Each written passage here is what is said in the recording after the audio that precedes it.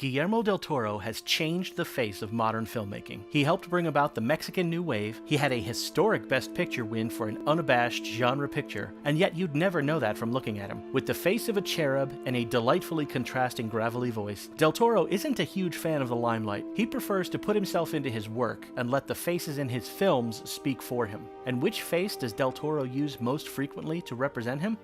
Why, this one, of course. What makes this gangly white man such a perfect stand-in for Del Toro? Find out on today's episode of Deadly Duos.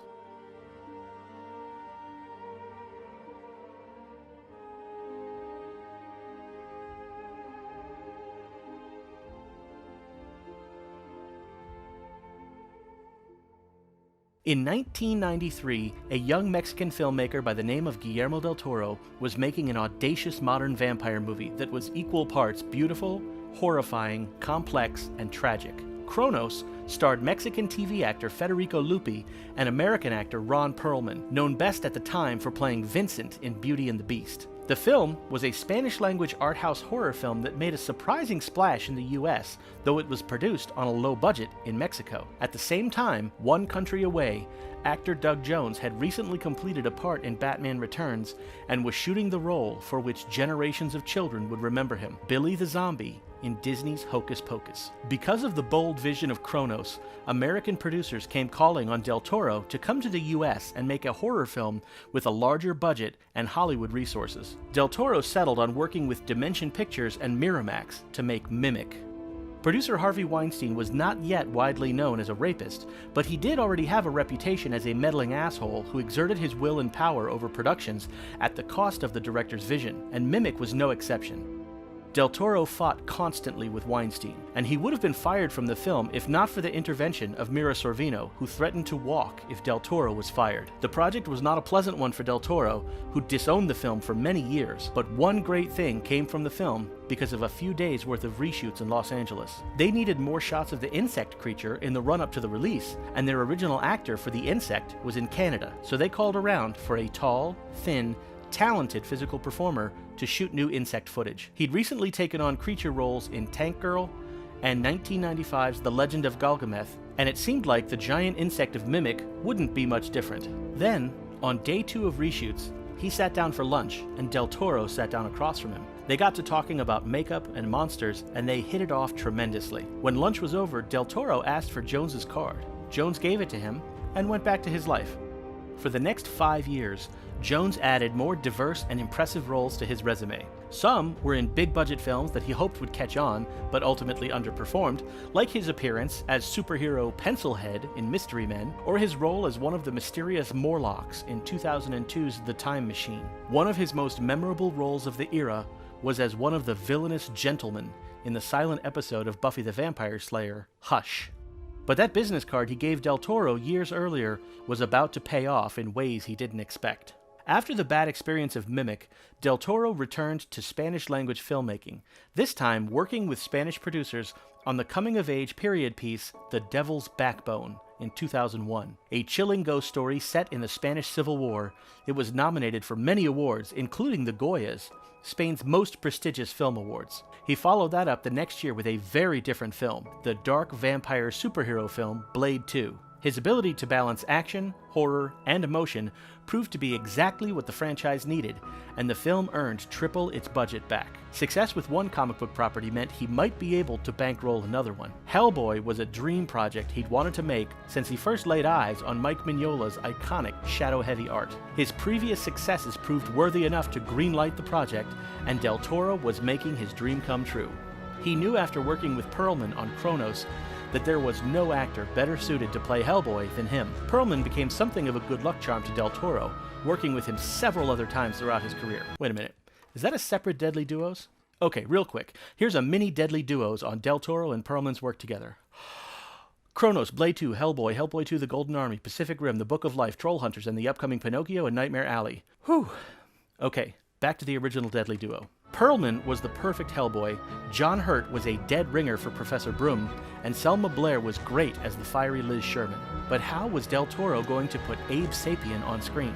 A humanoid fish man with super intelligence, Del Toro knew CGI wouldn't do the character justice. Out came that business card, and Jones was brought in to play Abe Sapien. Though his voice was dubbed over by David Hyde Pierce in the first film, it is undeniable that Jones's performance brought that character to vivid life. He became so inextricably linked to Abe Sapien that Jones did provide the body and voice performance for the sequel film, Hellboy 2: The Golden Army. He also voiced every other appearance of Abe Sapien, including the 2 Hellboy animated films, Sword of Storms and Blood and Iron, and even in the video game Hellboy: The Science of Evil. Their next collaboration was a massive achievement for Del Toro, and a massive challenge for Jones, in more ways than one. Pan's Labyrinth is a companion piece to The Devil's Backbone, another haunting children's tale set in Spain, this time a few years after the Spanish Civil War. Jones's challenges on this project were daunting. Not only would he be playing dual roles, one of those roles required speaking Spanish, which Jones didn't even know. He was terrified of ruining the movie, but Del Toro told him he was the only one who could capture the complex animal-human movement needed for the performance. So Jones learned to speak Spanish for the role. The role and the performance were universally well received, with the film nominated for 6 Academy Awards and winning 3. It is consistently ranked as one of the best films of its decade, and it garnered both Del Toro and Jones accolades and respect. They almost immediately followed that film up with the Hellboy sequel, Hellboy 2: The Golden Army, an excellent comic book movie that was unfortunately lost a bit in a year that also boasted the releases of Iron Man and The Dark Knight. Jones ended up serving triple duty on that film, playing Abe Sapien, as well as Chamberlain and the Angel of Death, all distinct and unique characters that stand out in a crowded fantasy world. And then came The Long Dark. After the prestige and awards circuit, Del Toro was gifted with an amazing opportunity to direct The Hobbit, an epic prequel to Peter Jackson's Lord of the Rings trilogy. It was the brass ring for a fantasy fan like Del Toro, and he leapt on the opportunity. But that meant moving down to New Zealand for a years-long process of pre-production before shooting would even begin. For a person with constant ideas like Del Toro, the long schedule and isolation was torture. Between 2008 and Del Toro's return years later, Jones racked up some impressive and wild performances. From the nightmarish ice cream man in Legion to one of the infected in the American remake of Wreck called Quarantine, Jones was popping up everywhere. In a rare lead performance, Jones played an emaciated man possessed by the cannibal spirit of the Wendigo in the Larry Fessenden-directed episode of the horror anthology show Fear Itself, called Skin and Bones. Eventually, Del Toro couldn't take the long wait on The Hobbit anymore, and he left the project, though he is still credited as screenwriter on the trilogy. He dove right into the action with Pacific Rim, a robots punching monsters epic from 2013 that was CGI heavy and had no call for a nuanced, human-sized physical performance from Jones. But Del Toro was newly free to work on lots of things, and work he did. He co-wrote a series of vampire novels that he turned into a TV series for FX called The Strain. Del Toro was new to episodic television, but Jones wasn't. He'd done dozens of series as various monsters and creatures, and he was even appearing on TNT's sci-fi drama Falling Skies in 2014 when Del Toro asked him to play the Master, the main antagonist in The Strain. Jones ended up playing the enormous, pale, hairless vampire monster for 6 episodes across the show's 4 seasons. In his next collaboration with Del Toro, who'd already had him play every monster imaginable and learn a new language, Del Toro gave Jones a challenge he hadn't yet been dealt, playing a woman. 2, actually. 2015's Crimson Peak was a gothic romance, and Del Toro cast Jones as a black-veiled mother specter and also the nightmarish deep red ghost hag. The set and costume design of the film are stunning, and Jones's eerie performances perfectly match the film's tone. The movie was well received critically, but it didn't light the box office on fire. That would change with their next collaboration. Ever since Del Toro saw Creature from the Black Lagoon as a child, he loved the film and saw it as an unrequited romance. He was attached to a remake in 2002 that never materialized, but the thought of a monster-human romance was never far from his mind. In 2011, he started working on an idea about an aquatic monster developing a friendship with a female janitor in a Cold War research facility, and so the creation of The Shape of Water had begun.